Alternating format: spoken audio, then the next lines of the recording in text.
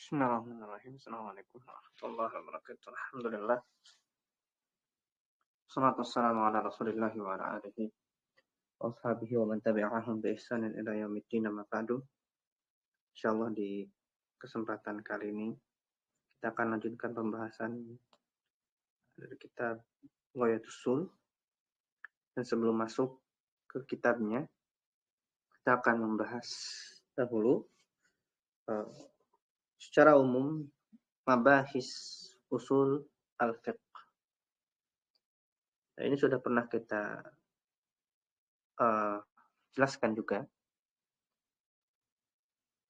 dahulu di kelas Nadham Shaghir, dan ini merupakan madmun atau bahasan dari secara umum Nadham Shaghir dahulu, bahwa usul fiqh dia itu secara umum bahasannya ada 4. Ya. Ilmu usul di arba'un, ahkamu, adillatun, dalalatun, hukam. Jadi usul fikih itu ada 4. Ya. Yang pertama, usul fikih itu membahas tentang ahkam. Dia apa yang bahasan usul fikih adalah natijah atau thamarah dari bahasan usul fikih tersebut. Yaitu kita mencari hukum dari suatu perbuatan. Hukum dari suatu perbuatan. Hukum dari suatu perbuatan kita bisa bagi menjadi 2. Secara umum usuliyin membaginya menjadi 2. Yang pertama hukum taklifi dan hukum wad'i. Sebagian ada yang membaginya menjadi hukum jadi 3, hukum taklifi, hukum takhiri, dan hukum wad'i. Nah, kita tahu bahwa hukum taklifi itu berkaitan dengan talab. Itu tuntutan atau taklif, pembebanan kepada seorang mukallaf. Apakah perbuatan itu diminta untuk dikerjakan, talabul fi'li, atau diminta untuk ditinggalkan, talabut tarki. Dan talabul fi'li itu dibagi lagi menjadi 2. Itu dia adalah amr, mabahisul amr. Ya. Bil jazmi atau bighairil jazmi. Secara tegas atau tidak tegas. Kalau secara tegas, talabul fi'li al-jazim, maka dia adalah wajib. Kemudian talabul fi'li bighairi jazim, maka dia adalah mandub. Nah, kalau dia talabut tarki, minta ditinggalkan, maka imma bil jazm, maka dia haram. Nah, bighairi jazm, maka dia makruh. Nah, makanya kemudian masuk ke situ mubah. Ya, takliban. Jadi memang meskipun di situ tidak ada taklif. Sebagian ulama mengatakan mubah tidak ada taklif sehingga dia menjadi hukum sendiri, yaitu hukum takhir. Tapi jumhur memasukkannya ke dalam hukum taklifi. Dan masuk juga nanti dalam bahas taklif itu adalah bagaimana kapan seseorang mendapatkan taklif. Kemudian Pak mawani'ut taklif, kapan seseorang itu tidak terkena taklif. Nah, maka ini berkaitan dengan pembebanan seseorang, bagaimana amalannya. Jadi berhukum dari sisi tuntutan. Nah, dari sisi tuntutan. Nah, kemudian ada juga yang kita sebut sebagai hukumul wad'i. Yaitu tinjauan hukum dari sisi lain yang dengannya kita bisa mengetahui status suatu perbuatan. Salah satu status dari perbuatan tersebut dan juga beberapa yang berkaitan dengan apakah yang memang ujung-ujungnya ya, larinya ke sana. Nah, jadi kenapa disebut wad'i? Karena wadu' asy-syara' alamatan lil hukmi. Itu karena syariat menetapkan beberapa tanda-tanda untuk hukum tersebut, yaitu sebab, syarat, ya, mawani, gitu. Dan nanti ujungnya sihatun wa fasad. Itu apakah nanti suatu perbuatan itu sah atau tidak sah.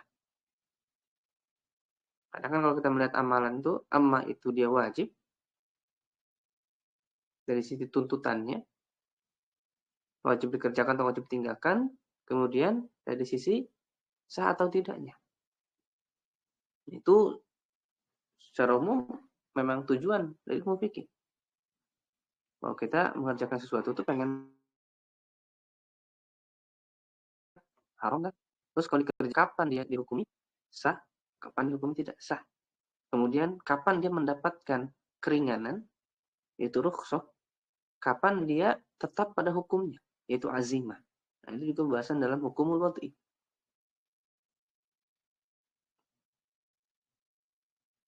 Dan itu yang nanti ya, tujuan kenapa kita belajar usul fiqh, agar kita bisa menetapkan hukum-hukum tersebut, mendapatkan malakah usuliyah. Nah, lalu bagaimana kita mendapatkan malakah usuliyah itu? Malakah usuliyah itu bisa kita dapatkan dalam, pertama, mempelajari apa-apa saja yang sah sebagai dalil. Kenapa? Karena kita tidak bisa membangun suatu hukum dari suatu dasar yang tidak sah sebagai dasar hukum. Nah, yang disebut sebagai dalil. Dan dalil ini erat kaitannya ya, dengan pembahasan apa yang kita sebut dengan dalam bahasan ilmu filsafat itu disebut dengan epistemologi. Yaitu kapan sesuatu itu sah sebagai sumber ilmu pengetahuan. Sederhananya begitu. Nanti kita akan singgung lagi tentang epistemologi di bagian had, definisi. Kita akan panjang di situ nanti. Karena Ahlus Sunnah dan golongan yang menyimpang memiliki perbedaan antara sumber sesuatu dianggap sah sebagai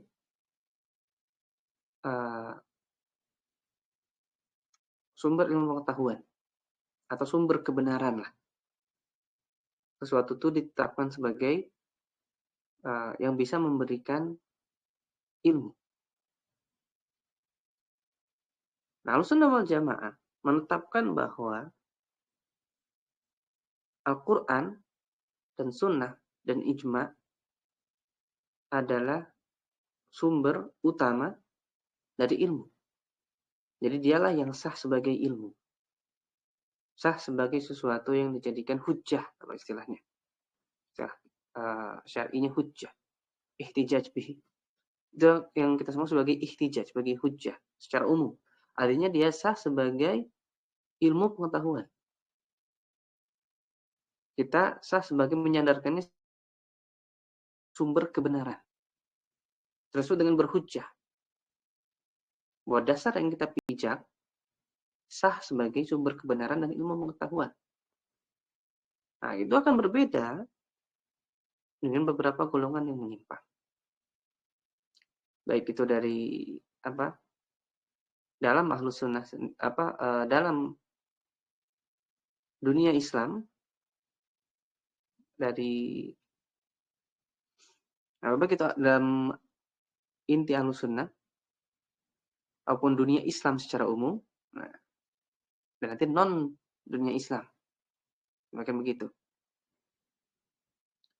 Nah, dalam sama Ahlus Sunnah biasanya kita membaginya menjadi dalil muttafaq alaiha, itu dalil yang disepakati sebagai sumber ilmu, sebagai sumber kebenaran, yaitu Al-Quran, As-Sunnah, Ijma' dan Qiyas. Itu ada 4 yang kita sepakati sebagai sumber. Dan meskipun nanti akan ada bagian lain yang menjadi sumber perbedaan. Itu nanti. Nah, ini dibagi dari sisi valid atau tidak valid suatu hal itu sebagai pijakan. Nah, kemudian ada dalil yang mukhtalaf fihi, yaitu apakah ini sah tidak menjadi sumber ilmu, menjadi sumber kebenaran, boleh menjadi pijakan atau tidak. Makanya di situ nanti kita akan membahas dalam adillah ini beberapa yang diperselisihkan sebagai adillah.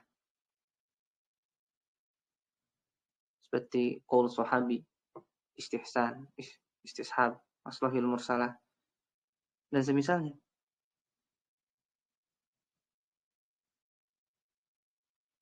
Nah, jadi ketika sumber kebenaran itu sudah tidak disepakati, maka otomatis kalau pijakannya sudah berbeda, otomatis produk hukumnya akan berbeda. Produk hukumnya berbeda. Makanya kita pelajari al-adillah. Kita pelajari adillah. Dan nanti ada yang suatu bahasan yang kita sebut dalam beberapa golongan yang menyimpang di luar ahlus sunnah, itu yang ma'ruf disebut sebagai mendahulukan ra'yu dibanding nas.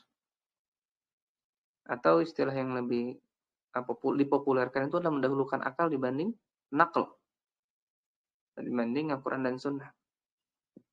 Meskipun lafaz ini juga perlu dikritik ya, karena ya akal itu adalah suatu istilah syar'i yang baik. Akal itu sesuatu yang baik.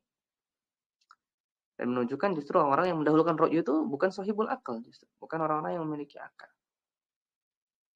Makanya dikatakan ahlul ra'yi atau ahlul ahwa. Nah, golongan-golongan yang menyimpang, yang mereka dari kalangan mutakallimin, mereka mendahulukan apa? Mendahulukan ra'yu sebagai dasar pijakan mereka. Makanya dalam beberapa hal yang dinaskan atau diijma'kan, ya, ada nasnya atau ada ijma'nya, mereka menolak itu. Karena dasar pijakan hukum bagi mereka, dasar pijakan kebenaran itu adalah kalam. Di sebagian tempat, mereka mendahulukan mantik sebagai sumber pijakan. Karena mereka melihat Al-Quran dan As-Sunnah, dan juga ijma' secara umum Al-Quran dan Sunnah sebagai pijakan yang dia dhanniyah menurut mereka. Adapun qawaid al-mantiqiyah bagi mereka adalah sesuatu yang yufidu al-qata' atau yufidu al-yaqin. Karena itu mereka mendahulukan ra'yu yang dibangun oleh qawaid al-mantiqiyah sebagai sumber pijakan utama. Dan juga kalam, beberapa postulat-postulat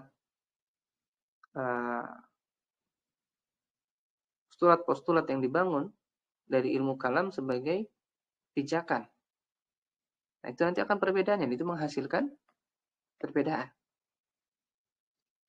Makanya kita mempelajari adillah. Terutama kalau sudah di luar, dan juga nanti ada seperti dunia Islam secara umum misalkan. Betapa bedanya dengan falasifah. Mutakalimin dan falasifah itu berbeda ya. Nah, ini kita singgung di bahasan akal, ada di setelah mabahis definisi usul fikih, kita akan masuk ke bahasan had dan akal. Dan falasifah itu beda. Nanti mereka juga punya pijakan sendiri. Maka karena memang mereka menjadikan falsafah ya, atau filsafat, teologi sebagai pijakan utama. Adillah. Beda lagi nanti dengan Syiah misalkan. Rafidhah terutama yang mereka menolak secara total, jadi seperti falasifah mereka menolak secara total Al-Quran dan Sunnah. Buat mereka Al-Quran dan Sunnah itu tidak lengkap. Sehingga pijakan mereka bukan Al-Quran dan Sunnah.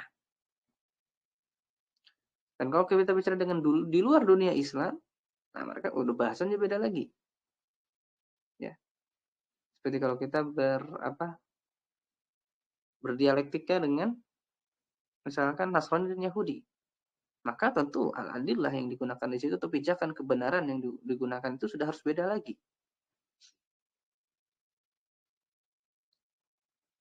Nah, itulah inti dari mabahisul adillah.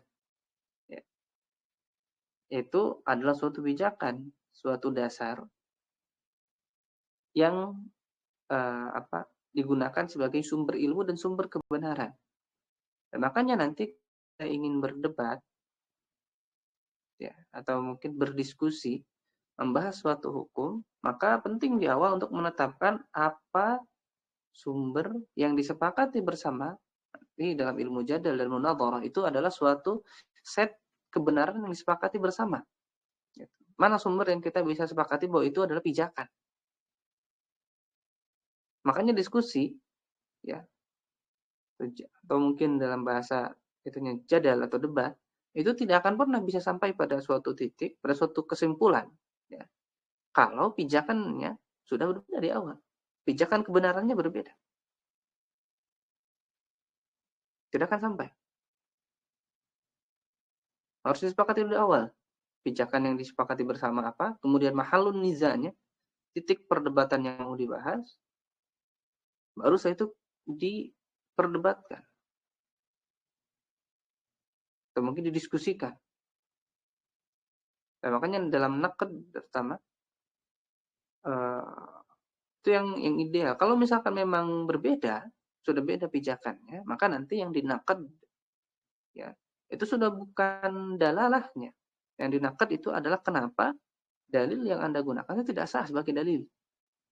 Atau sumber ilmu yang Anda pegang itu tidak sah sebagai sumber ilmu. Namanya kita ya, ketika ketika kita atau istilahnya membantah alul kalam dan juga falasifah, maka kita tidak berpanjang lebar ya, membahas kesesatan mereka, dan terkadang kita fokus kepada mematahkan dulu bahwa sumber pijakan mereka dalam adillah itu sudah salah. Nah, maka nanti ada istilah wa ala fardu sihatihi. Kalaupun benar, nah itu naqd yang lebih hebat lagi. Kalaupun benar, ya kita sumber pijakan mereka sendiri membantah argumen yang mereka bangun dari situ. Nah, itu yang digunakan dalam ketika kita menyanggah pendapat. Kita sanggah bahwa dalil yang digunakan atau pijakan utamanya juga sudah salah. Kemudian kalaupun itu benar, nah kalau pijakan itu benar, nah kita naqd juga dari sisi situ. Makanya tidak bisa seorang masuk pada gelanggang perdebatan atau gelanggang diskusi kecuali dia sudah menguasai dalil khasm. Jadi dalil-dalil yang digunakan oleh lawannya.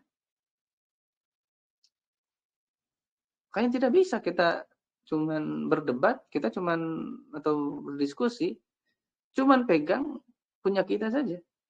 Hanya nggak nyambung. Sebelah sana pegang punya sana, sebelah kita pegang kita, nggak nyambung, nggak akan nemu. Karena tadi sumber kebenaran yang dipahami oleh kedua belah pihak sudah berbeda. Dan kedua belah pihak tidak menguasai sumber kebenaran dari lawannya. Ini nggak nyambung, cuman jadi debat kusir. Itu kaidah yang penting. Itu jadi ilmu jadal munadharah ilmu sendiri. Tapi biasanya memang dipelajari ba'da usul fikih. Dan kadang sebagian ulama seperti Ibnu Hadi juga kalau tidak punya kitab sendiri ilmu jadal munadharah. Yang dia digabung dengan ilmu usul fikih. Ada satu judulnya, saya lupa. Itu nanti di cross check lagi. Itu yang dimaksud dengan mabahisul adillah. Sumber kebenaran yang dipijak. Sumber kebenaran yang dipijak oleh pihak itu. Makanya kalaupun kita sudah berusaha menjelaskan macam-macam dalil Al-Quran dan Sunnah, kalau pihak lawan tidak menganggapnya sebagai sumber kebenaran, ya percuma. Mereka sudah menolak duluan. Seperti kita kalau ngomong dengan Nasrani lah sederhananya gitu. Kita membawakan dalil Al-Quran begini tentang Isa. Mereka tidak melihat Al-Quran sebagai sumber kebenaran, sebagai sumber ilmu. Ya buat apa mereka mendengarkan kita? Makanya sebagian ulama seperti Syekhul Islam Taqiyuddin Ahmad bin Abdul Halim, Ibnu Taimiyah, ya, Al-Hafidh, dalam Tadmuriyah, beliau menggunakan qawaidul mantiqiyah untuk menakad, untuk menjatuhkan konsep-konsep yang digunakan oleh mutakalimin, menggunakan mantik untuk menjatuhkan argumen mereka sendiri yang mereka bangun di atas mantik juga. Nah, makanya belum ada gitu ya sosok seperti Syekhul Islam bin Taimiyah yang penguasaan terhadap dalilul khasm sebagai dari dalil dari lawan sama kuatnya dengan pendalilan atau bahkan lebih kuat daripada lawan debatnya. Jadi kalau kita membedah kitab-kitab Syekhul Islam, beliau itu senantiasa mempreteli ya istilahnya dalil-dalil lawannya. Bagaimana beliau mempreteli Ar-Razi dalam Bayan Talbis Jahmiyah, bagaimana beliau mempreteli secara dalil-dalil mutakallimin dalam Tadmuriyah. Nah, lalu datang generasi belakangan yang mengatakan Syekhul Islam bukan representasi Ahlus Sunnah, tapi dia cuma tuduhan saja. Coba bawakan suatu kitab yang dia bisa mempreteli klaim-klaim yang dibawakan oleh Syekhul Islam, dipreteli sebagaimana Syekhul Islam mempreteli mutakallimin dan golongan-golongan yang menyimpang.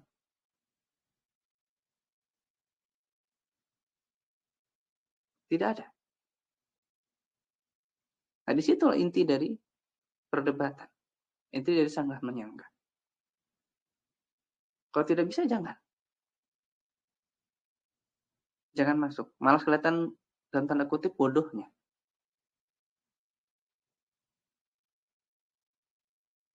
Nah, kemudian selain itu, kita membahas tentang mabahis dalalatul alfaz. Khusus tentang bagaimana kita memahami teks. Ya. Syariat datang kepada kita dalam bentuk teks. Dalam artian sampai kepada kita itu berupa teks. Itu Al-Quran dan Sunnah. Jadi khusus ini untuk memahami Al-Quran dan Sunnah saja. Dalam Al-Fadl itu. Dan kalau nanti ada kalau dia berkaitan dengan dan juga dengan kalam mukallaf secara umum. Karena mukallaf juga nanti bisa kita tinjau kalam-kalamnya, perkataan-perkataan mereka dari tinjauan dalalatul alfadnya.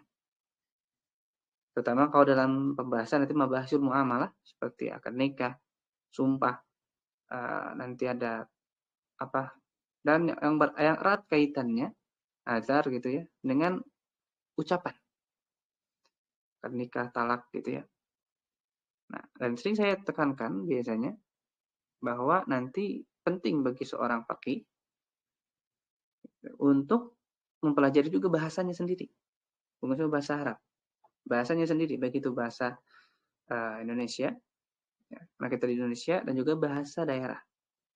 Karena nanti mustafti itu akan datang kepada kita nggak pakai bahasa Arab, mereka akan pakai bahasa Indonesia dan juga bahasa daerahnya. Dan itu punya bahasa Indonesia dan bahasa daerah memiliki konsep penyampaian makna masing-masing sesuai dengan kaidahnya. Nah, dalalatul alfaz itu intinya adalah kita memahami makna dari suatu teks.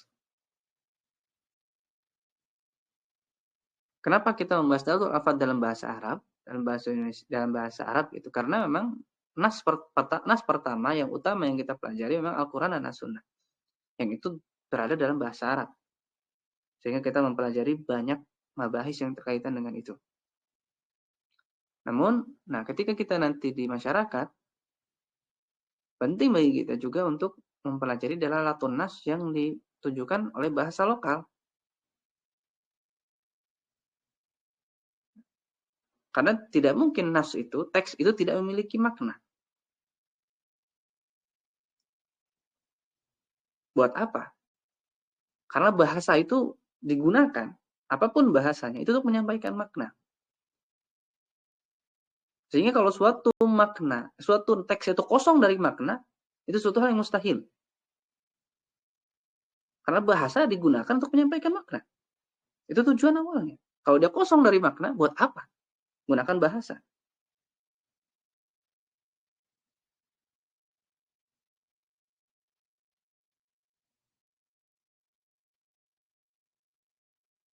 Tidak ada, gak usah ngomong kalau gitu. Karena bahasa digunakan untuk penyampaian makna. Makanya kita membahas dalalatul alfaz itu bagaimana kita mengekstraksi makna yang terkandung dalam suatu teks. Imma zahirnya, kan gitu. Atau imma makna lain dari dalam yang terkandung dalam situ. Adapun tuduhan bahwa suatu teks tidak memiliki makna tertentu, nah maka ini dipertanyakan. Buat apa berkalam, ya, berbicara dengan bahasa itu kalau bahasa itu tidak memiliki makna? Tidak logis. Dalam bahasa Arab itu nanti kita akan pelajari mantuk dan mafhum. Jadi tekstual dan kontekstual, ya, eksplisit dan implisit. Ada maknanya. Kemudian mempelajari tentang nas, dhahir, wal mujmal. Bagaimana urutan kedalaman dari atau urutan kekuatan, ya, dari makna yang ditunjukkan. 100%, satu makna saja atau ada beberapa makna, dan mujmal yang belum jelas. Kemudian ada umum dan khusus dari sisi syumuliyah. Cakupan pembicaraan itu semuanya atau cuma sebagian? Itu umum dan khusus. Mempelajari ini semuanya kah atau sebagian saja? Kemudian mutlaq dan muqayyad, apakah tanpa batasan atau dengan batasan? Mutlaq itu tanpa batasan, adapun muqayyad itu dengan batasan tertentu. Nah, jadi umum dan khusus dan mutlak muqayyad itu erat. Kalau mutlak, umum dan khusus itu dia mencakup banyak golongan. Ya, dari sisi keumumannya dari situ. Adapun mutlak itu keumumannya dari sisi tanpa batas. Nah, kalau muqayyad itu kita kasih batasan tertentu. Yang sudah belajar kita pahami itu di kelas sebelumnya. Nah, ada juga al-amr wan nahi tentu. Nah, ini hubungannya dengan taklif. Bahwa apa yang diminta? Apa amar itu seperti apa? Bagaimana kita tahu bahwa kita sedang diperintah? Bagaimana kita tahu kita itu sedang dilarang? Kemudian apa yang diinginkan dari suatu perintah? Apa yang diinginkan dari suatu larangan? Nah, ini semua kan bahasa dengan berkaitan dengan bahasa. Jadi yang diinginkan ya, dalam dalalatul alfaz itu adalah kemampuan untuk abstraksi. Itu bagaimana kita bisa mengambil suatu maksud dari teks. Ya. Bagaimana kita memahami teks yang panjang dan ada makna yang bisa kita ambil. Nah itu di semua bahasa itu ada. Makanya dalam bahasa Indonesia sendiri pasti ada ujian memahami teks. Terus kemudian ditanya apa yang ditunjukkan oleh teks tersebut. Siapa pelakunya, apa tujuannya, apakah ini deskriptif atau gimana. Terus kalau dalam bahasa Inggris juga ada reading, comprehension. Kalau dalam bahasa Inggris. Bagaimana kita bisa memahami informasi yang ada dalam suatu teks bahasa Inggris. Nah, dalam bahasa Arab juga sama ini. Inilah dalalatul alfaz. Dalalatul alfaz itu bagaimana kita bisa memahami qiraah. Bagaimana kita bisa membaca suatu teks tertentu dan objek utamanya kita adalah teks syar'i. Kita memahami teks itu dan mengeluarkan informasi yang ada di dalam teksnya.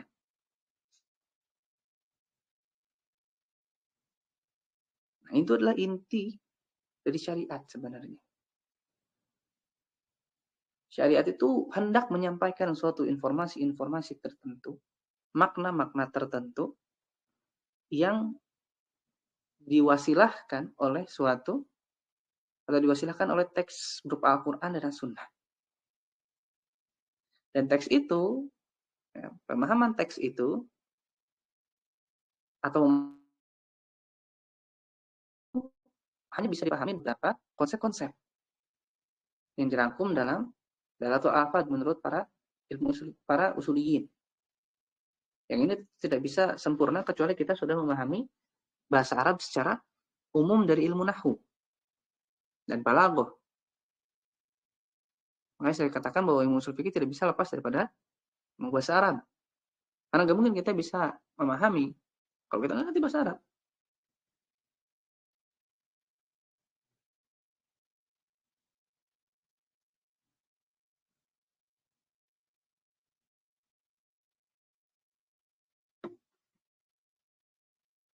Nah, karena itu juga para sahabat tuh nggak perlu dengan ilmu usul fikih.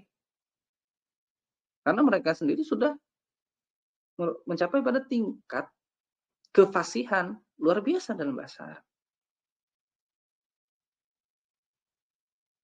Itu juga kan sebagian. Kenapa usul fikih ini, bagi kita singgung, kenapa Imam Syafi'i diminta untuk menulis Ar-Risalah oleh Abdurrahman bin Mahdi? Karena orang ajam itu berusaha untuk mengambil makna dari teks nas syariat tidak dengan bahasa Arab. Dan para ulama juga mengatakan bahwa kesalahan pertama muncul, kebedaan pertama kali muncul dalam akidah karena golongan menyimpang itu tidak menguasai bahasa Arab. Atau bisa kita katakan mereka berusaha untuk mengambil makna dari Al-Quran dan Sunnah dengan postulat kalam dan kaidah-kaidah mantik. Sedangkan apa yang dituntut oleh syariat itu kalau kita ingin memahami Al-Quran dan Sunnah itu kan bahasa Arab, bahasa pengantarnya. Maka kita akan mendapatkan nanti tafsiran-tafsiran yang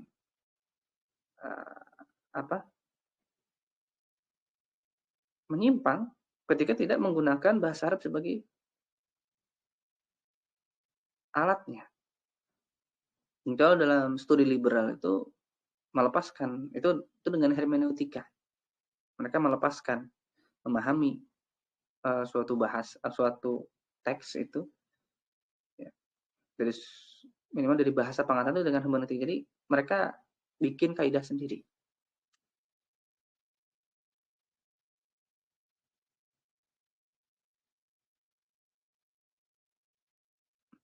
Namanya sebagian ya golongan seperti Asy'ariyah dan Maturidiyah mereka tidak menggunakan bahasa Arab pada awalnya.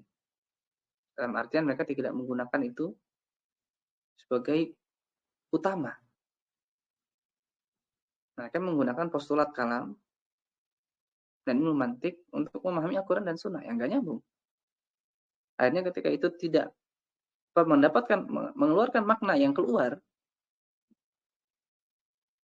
ya, dari yang diinginkan syariat ya, atau ketika itu malah menghasilkan makna yang menyelisih postulat kalam dan mantik yang mereka pegang, akhirnya mereka menolak kaidah-kaidah itu atau alfadnya. Mereka membuat kaidah sendiri. Nah, itu keluar pertama yang terus-menerus diwariskan.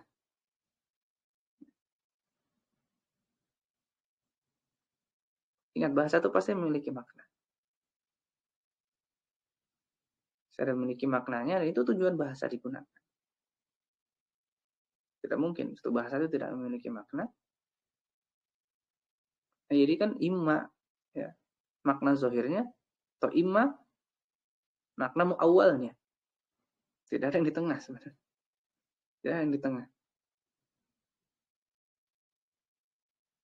Ada makna yang diinginkan untuk disampaikan. Jadi kalau tidak ada maknanya seakan-akan ya buang-buang waktu. Percuma. Nah, itulah satu set nanti dalam Dalatul Alfad kita akan kaji bagaimana para ulama mengambil ekstraksi makna dan informasi yang ada dalam situ. Kemudian ada, nah ini sebenarnya ijtihad dan mutaklid itu bukan bahasan asli dari usul fikih. Dia diikutkan dalam bahasan usul fikih itu karena memang manusia sebenarnya cuma terbagi menjadi dua, imma dia mujtahid, imma dia taklid. Nah, dia mujtahid, imma dia muqallid. Dia punya kemampuan untuk mengekstraksi langsung informasi ya dari Quran dan Sunnah, atau dia cuma bisa ngikut saja karena nggak punya kemampuan itu. Nah, ini diikutkan saja bahasan ini. Maka kita akan tahu ada mujtahid, Ada kemudian bahasan utamanya adalah tarjih bainal adillah, baik itu adillah dalatul alfad dan juga adillah dari yang umum.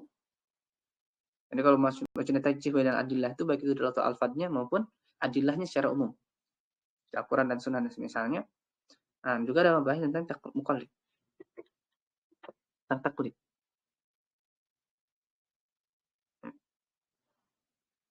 Bahas tentang muqallid atau taklid.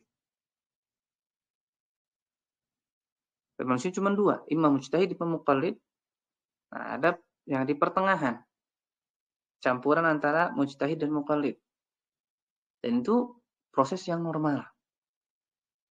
Manusia itu akan merangkak dari muqallid menuju mujtahid dengan kadar ijtihad sesuai dengan kemampuan masing-masing. Ada muqallid murni, ada mujtahid murni.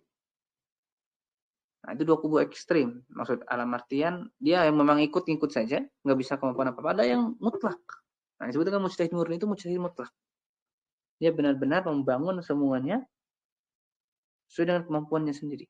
Meskipun si mujtahid mutlak ini pun awalnya muqallid, karena awalnya belajar dulu. Awalnya belajar dulu. Tidak ada mujtahid mutlak yang dari awal sudah jadi mujtahid mutlak, nggak ada. Semuanya belajar dulu, semuanya muqallid dulu. Baru mereka sampai kepada derajat ijtihad.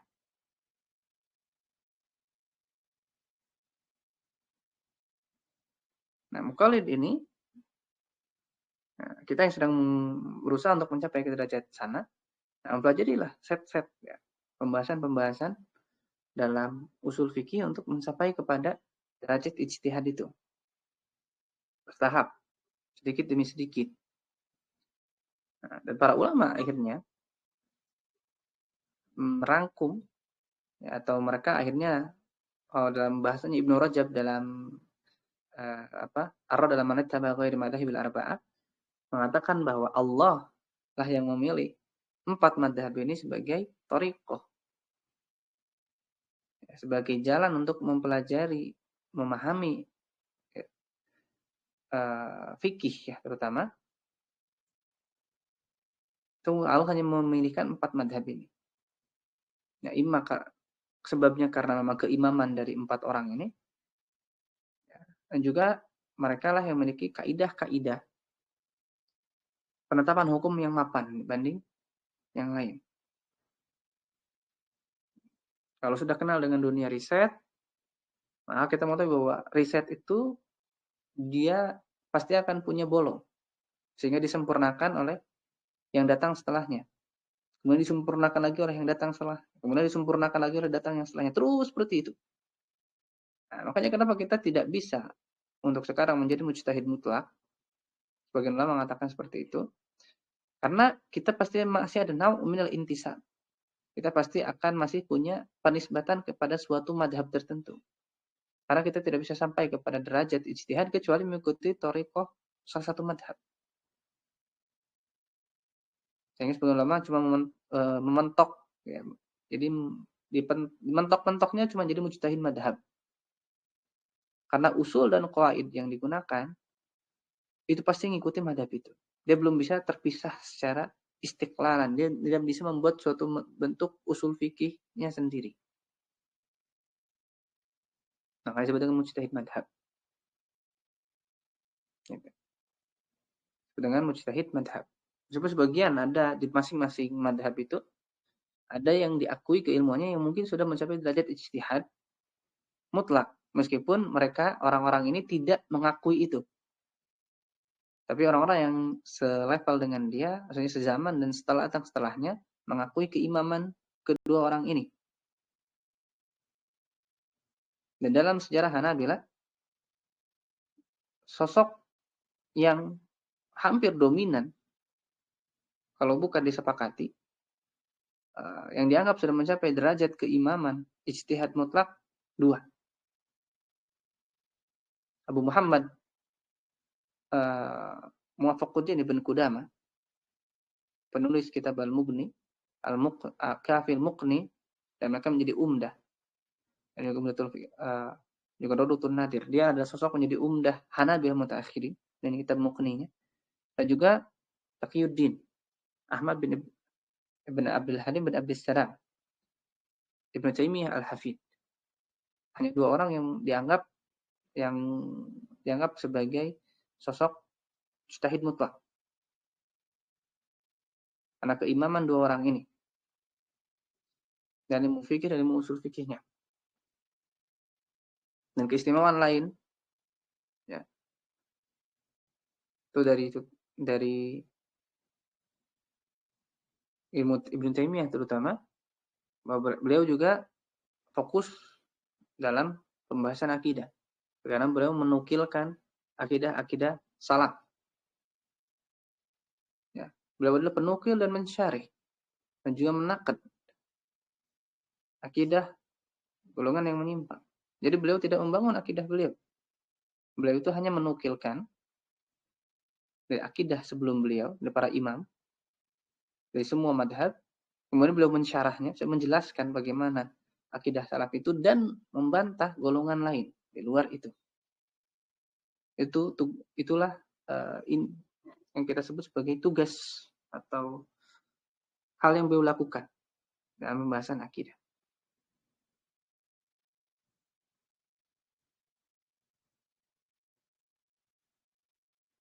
Jadi bukan beliau itu membangun akidah baru, tidak. Beliau tidak membangun akidah baru. Beliau itu bagi yang jujur mempelajari karya-karya beliau. Inilah mabahis dari usul fiqh secara umum yang nanti kita akan pelajari secara mendetail. Dan pelajari secara mendetail tiap-tiap dari bahasan ini sampai kita membangun suatu malakah usuliyah. Dan ini kalau dari kelas sebelumnya pun, kalau yang ikut dari awal, dari usul minimal usul, maka kita sudah pelajari dari awal. Kemudian di Nadhum Shogir juga kita sudah pelajari seperti ini, semua ini. Dan nanti di Ghayatul Usul juga kita ulang ini. Dan nanti di Mukhtasar Tahrib kita akan ulang ini.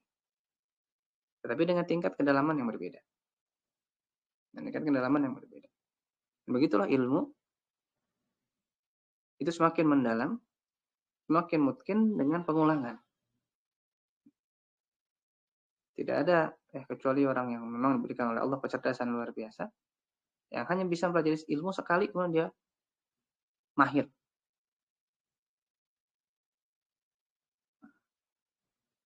Adapun selainnya butuh pengulangan